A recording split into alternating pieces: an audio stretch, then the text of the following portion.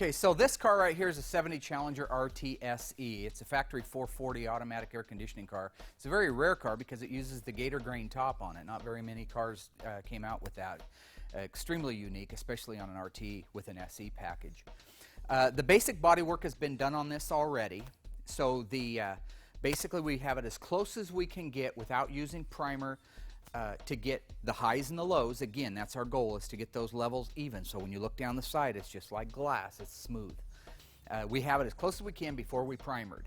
So we took it in the booth and we primered it. This is an initial primering, which has 4 coats of catalyzed urethane primer on it. And oftentimes with our plastic filler, we'll get pinholes in the filler.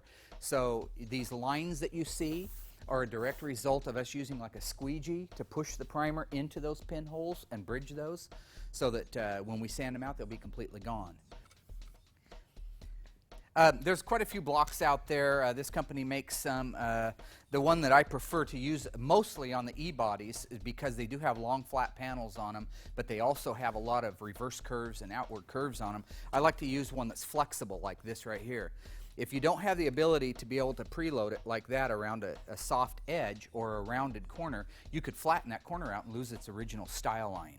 Since the car's been primered over the top of the bodywork, we're going to do our initial block. I like to use 150 grit for that.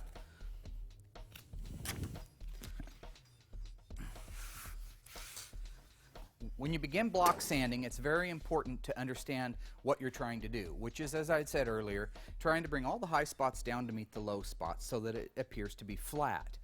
If you do it in this direction right here, like that, you have the ability to dig holes, dig ruts going this direction. So now when you go out here and you do it, you'd have ruts this way. So you could theoretically look at it when I'm done, and it would be choppier than ever going across there.